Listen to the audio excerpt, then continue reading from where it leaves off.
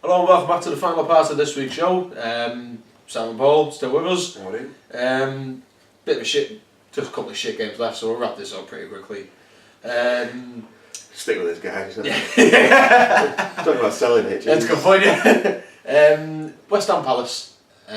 First off, Palace have kind of got a bit of good compared to how they started. Sitting in 13th was pretty fucking good for them, isn't it? Yep. Roy Hodgson's turning around, hasn't he?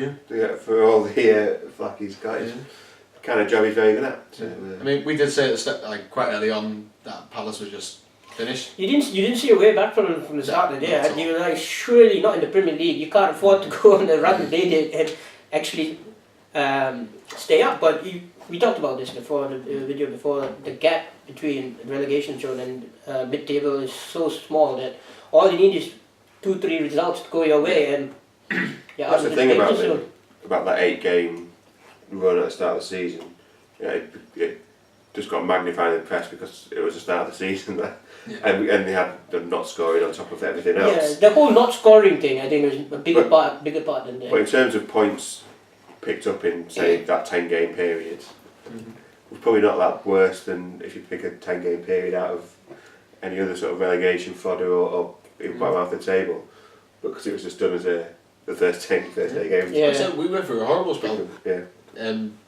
Between middle of December and now, we've gone through a horrible spell, and it's like I said, that's nowhere near magnified as much as some says at the start of the season. What Palace did well is to realise that, and make the change.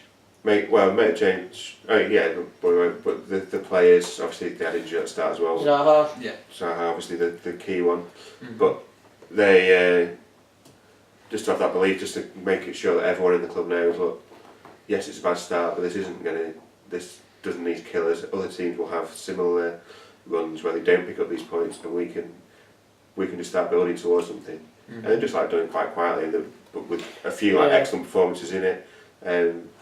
Well, that's obviously that draw against City where they deserved to win that really. They played brilliantly in that game, but a few times where they've just been the better team on the pitch, not just held out, not just fought and got organised and scrapped out a draw and played really nice football as well with Roy Hodgson. They'll be disappointed to get a draw at West Ham because I think the way it's happened as well. Any day, aren't they? Really. The way the turnarounds happen as well, like without much panic. Obviously, we don't know what's going on behind the scenes, but like the press, everyone, including us, has written them off, and they didn't panic. They didn't do anything extreme other than obviously sack the manager. But then they appointed Roy Hodgson, who at that time I don't think the Crystal Palace fans were too happy about, because they didn't see him as. It's because. The team, because football fans have short memories, don't they? So you just see that. Maybe they expected someone, I don't know. They probably just think back to the Euros. When he was pointed out, all anyone could remember about him was Iceland beating England quite convincingly in the Euros. So, and he's got his limitations as manager. Any Liverpool fan will tell you, and any England fan. But at a certain level, he obviously knows what he's doing. Been in the game for however long, all across Europe, all across international as well, doing good jobs nearly everywhere he's done. I think he has a ceiling, and Crystal Palace is not that ceiling. I was just going to say, he's exactly at the type of club that he needs to be at, and I think he'll see them through, and whether he will stay on, whether the club will want him to stay on is a different... I suspect they probably will. I think he'll want to be there because he's a Palace man, isn't he? And it might be a nice little swan song of his career. Well, again, it depends. Anything that happens between now and the end of the season, it might go through a bad spell again. Speaking of managers, how do you reckon Moyes has done so far? I think he's done alright. I'm not saying he's done great, but... I think he's done great. I think he's another one that's... the ceiling thing. Yes. Moyes desperately needed this. He desperately needed this to go well. After the last... But another one that's just the short memories of football fans is like, he's done terrible at all these clubs, but at United, I don't know about... He wasn't given a chance. At United and at Sunderland, he had both of them was done with a arm behind his back, really. Not have Sunderland's its own special case. I don't know who could do a good job there for a while. And at United, I don't think he had the backing of the fans all aboard, despite the 6 months or whatever he gave him of cheering him on and being the anointed one and all this shite. No, the thing is, it was sort of the rebound that happens after your long relationship. It's going to happen no matter who was the manager, because it's a different ballgame though. I mean, he managed Everton, and obviously you guys were happy to see the back of him, but overall he was consistent in what he did at Everton. I mean, from fighting bottom half of the table to mid-table, occasional European season, but and then he came to this club that was it is one of the biggest jobs in world football, and you've not only been appointed by the club, but single-handedly been picked out by a godlike figure at Old Trafford, and what he tried to do is he tried to be like Ferguson and manage the whole club, as in not just football, not just things on the pitch. Like he didn't delegate his jobs enough. He tried to do everything from media work to publicity. Well, I think that's why Fergie liked him. That they thought Fergie obviously saw himself 30 years ago. But anyway, we're not going to get too much into what went on with Moyes at United. But I say it just reflects that it's only tarnished his reputation, and maybe he has got. Again, maybe as a manager, he's got a limit. He can't do the big teams. Right? I think it's just better for him not to, because But at the same time, West Ham fans were something like just all depressed about David Moyes. Have obviously forgotten his tenure at Everton, which was very, very good. What you got to give him props is, like, okay, so he's obviously had a bad spell in his career at United, and then he left and went away. He's now had a bad spell at Sunderland as well. But when he joined West Ham, the confidence in his press conference, it's like, wow, doesn't look like this guy's been sacked twice, or left clubs in short spells, and he's like, the club are lucky to have me, and. Well, I think he's right. I think if you look, lucky for him, the results are going his way otherwise. Well, I think he's right. Yeah, so, like I say, look at Sunderland. They are a basket case club. He couldn't have done anything there. He was no opportunity to do anything. And he came in and pretty much said it from the off again. I think he's made mistakes since leaving Everton. I don't think he made that many mistakes at United. I don't know, slightly going against the tide on that, but I think he was just. It was too big a job. There was too many other things. That's what that came on top. Yeah, there was a lot of things. His time at Santander, wasn't he? Went to in Spain. So that's Sociedad. Sorry. But that's where I think that's where he made mistakes, and then he didn't really acclimatise to that style of football, to that world. So that's where he probably learned he would have to be humble about how badly he did there. The other two clubs, you can just wash your hands of it and say it wasn't me. At the end of it. Fair enough.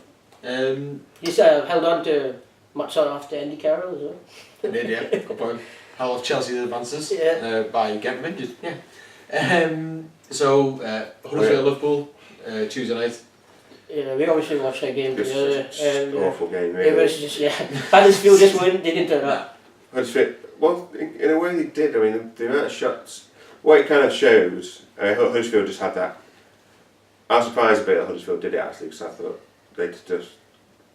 they can accept an 8-0 whooping for some reason. They'll go out and play the football just as they want to play the football and see what happens. But with Wagner was probably a bit pragmatic about it, saying we'll try and just contain Liverpool because they know full well. And I thought he demonstrated it that Liverpool don't know what to do if you don't go at them. They can't be. You see, it was like the reason City are so far ahead. Is that when you try and just sit back out there, they will pass around you. They'll find a way to break through that. The pace that they have going forward is unbelievable. But they'll find a way to break through that. The two banks of four, Allardyce-esque, whatever you want to call it, drag his name into it, why not? But that kind of defensive mode, City know how to break it down and can do. Liverpool cannot. And they. Alright, against Huddersfield doing it, who obviously aren't set up for that and have down the players to have a much lower quality of player. They still got through, but for the amount of times Liverpool going forward in that game has been repelled quite comfortably. and not really knowing what else to do well, about they've it. had a horrible weekend there, Liverpool, leading up to the game. Two big losses out of the cup and everything. Yeah. So confidence wouldn't exactly be. Yeah, there's a gift of the game for them. Yeah. But that's Liverpool's sort of second major failing after their defensive woes, which I don't think are entirely so. Well, clearly aren't entirely solved by Van Dijk arriving. But their inability to break a team that's just going to sit back. They seem to win when he's not playing. Other than the FA Cup match, but yeah. Which FA Cup match? The Everton one. Yeah. Anyway, well, Huddersfield, the 17th. Yeah, I think people have forgotten about it. No one's not really talking about it. But their recent form, obviously lost to Liverpool.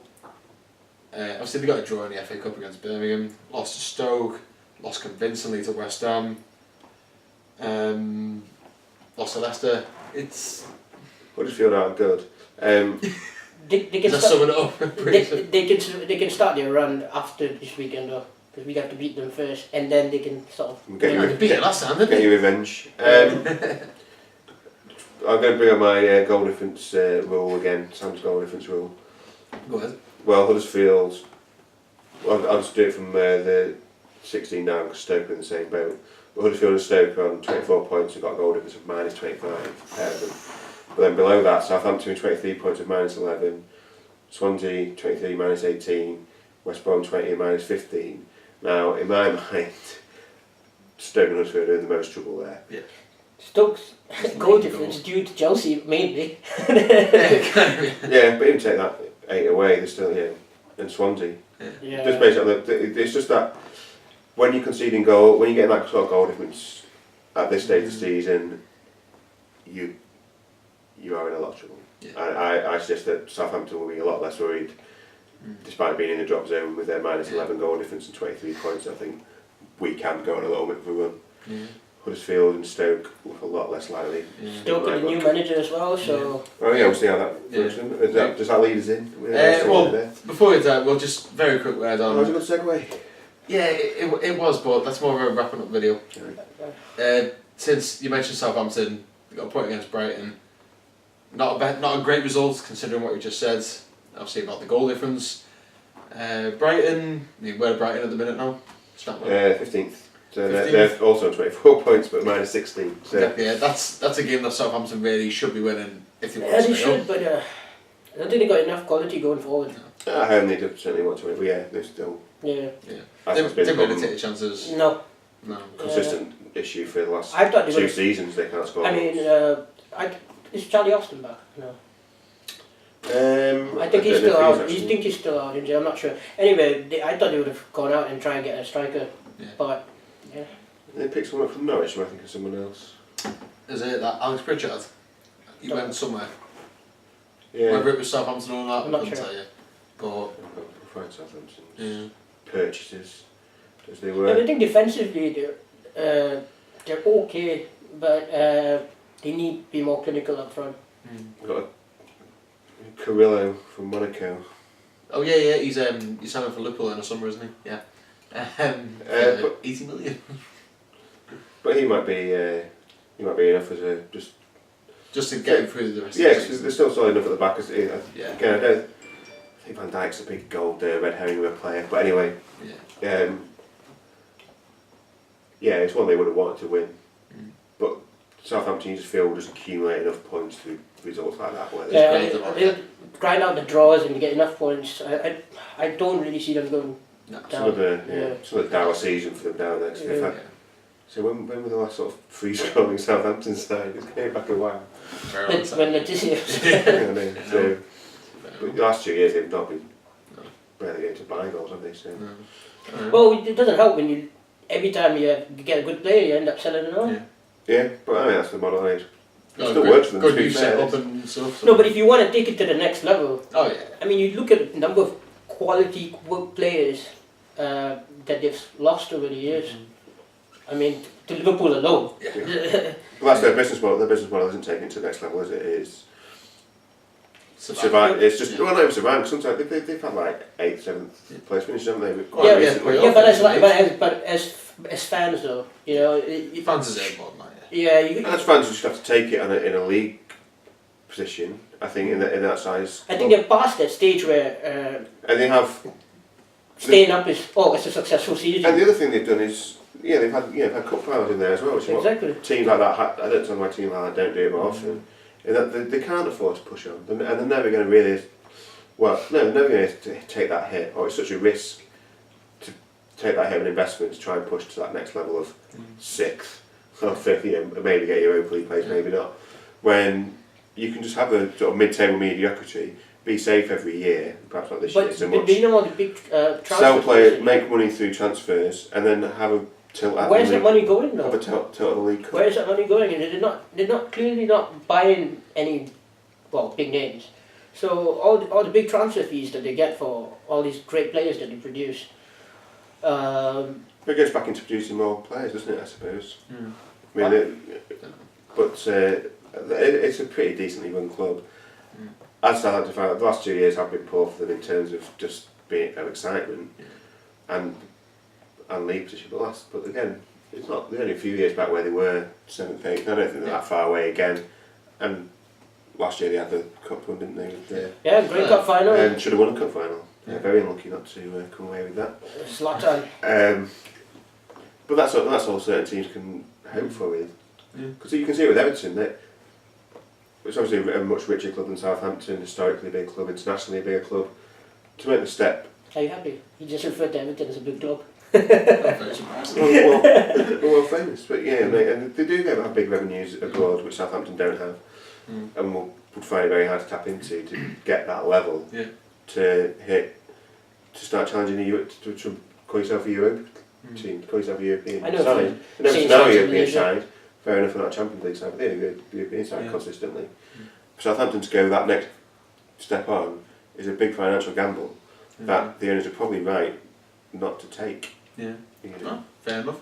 Just wrap up then, obviously Stoke and Watford, boring 0-0 draw.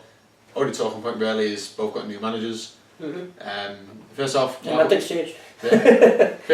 Silva, obviously he got sacked the other week. That was Everton's fault, by the way. They blamed us, which is very... I'm sorry, but when was the last time you saw a club out with a statement about sacking a manager that wasn't, just simply, we felt a change was needed, we appreciate what he's done. That's normally the stuff you get, whereas they were like, no, without naming us, it was, it's your fault. If you didn't do that, we'd be fine. They're accusing Everton, basically, his mind wasn't in it right after he was linked to you guys. But that's his own fault then, isn't it? Yeah. That's not the club's fault, it's his own fault. And you weren't named, they just said his head had been turned. And was it? And results had gone, and he'd suddenly be like, well, I think the way he handled it really badly. Very well. And I think that was what was being commented on by their statement rather than... And he had to explain away why this guy that only turned up 4 weeks ago was and 4 weeks ago was apparently going to be a £7 million contract or whatever it was at Everton or whatever it was. Then just sack him. They have to give an explanation for it, and the explanation was that. And I've heard on a few things of Watford fans were quite happy to see him go on the back of how disrespectful he was towards their club. He was acting like a very Billy Bollocks. Watford haven't had a bad season though. They've had a good season, but I mean, the results died off massively. Yeah, and obviously, if it wasn't for the fantastic start that they had, then they would be in. They'd be right in the mix. Yeah. Another 8, 9 clubs are at the minute. And Watford have that system where they've got everything sort of in place around a first team coach. Yeah. It's not you call him manager or you like. He's a first team coach. Yeah. And they don't need to be there for very long. They don't need long to get in to say, listen, we're going to get someone who's going to play the way they want to play anyway. And they will make a few changes, just make everything a few tweaks here and there. But and it's just part of that. They've worked it quite well over the last few years. They have a great player in Richarlison. I mean, that's a great find by Watford. He's had a great season. Obviously, his form has dipped a little bit with the team's form, but got Delafeu in on loan. Yeah, a bit of an Everton reunion there. Midfield with Cleverley. Yes. But I think Watford. This was Where are they now? This was a boring old midweek game, wasn't it, between two new managers. One of them being Paul Lambert. Well, I think Watford would have decent enough. Watford would have walked away disappointed. Paul Lambert would have shrugged his shoulders and said next game, but Watford really should have. I don't know. I think again it's just like the Newcastle Burnley game where it's just like just get them lose, just keep it steady, and then we'll work from there. They're Stoke not to concede as well, so that's a big start. If you think they've got. It's the FA Cup again, isn't it? So you got a game this weekend, and then most of these teams are going to have a bit of a break, aren't they? So most of these new managers will get time to bed in there, so they'll be sorted out, coming into that job, don't do anything stupid, and then we have time to club 2-3 weeks. Understand that philosophy. Yeah, 2 weeks together, basically, it's like working together on training ground, get stuff sorted, and then start judging what these new appointments are like, what these new buyers are. At the start of the season, said they were going down, didn't they? Yeah, some Watford were going down, so. Great show. Yeah. I don't know. Well, I said Swansea are going down, and they looked like they were. I'm hoping to stay up now, just so we're both wrong, you know. What am I saying? Something like that. I said Everton will be in the top 4. Yeah, cracking show that, wasn't it? Couldn't tell you what I said at the start of the season, but I will say... Okay, yeah, go ahead, quickly. 3 teams to go down. Go. I'm going to go Huddersfield, Stoke and Swansea. I'm going to say Stoke and Swansea. I'm just going to say Swansea, Stoke and West Brom. Okay. I'm going to go Huddersfield, West Brom. You think Swansea's staying up? Swansea. You just want Swansea to stay up. Huddersfield, West Brom and... Right. Stoke. But the Stoke thing with West Brom, I know I said West Brom as well, you said West Brom as well, but you think surely they have enough quality though. You'd think Guardiola would keep them up. Yeah. Plus, I'm looking forward to see the manager and player start dancing once it started scores. Probably. The problem West Brom got with Pardew's got is he's not delivered that bounce that he's meant to deliver. Yeah. And when stuff goes wrong for Pardew, it doesn't start going right for him. So, fair enough. But yeah, now I'm going on my goal difference rule. So 3 worst goal differences now. I'm saying you're going down. That's my. Some logic and stuff. See what happens, yeah. So, listen, thanks for joining us, guys. Thanks to Sam for joining us as well. No problem. Cheers, guys. We'll see you in a bit. Right.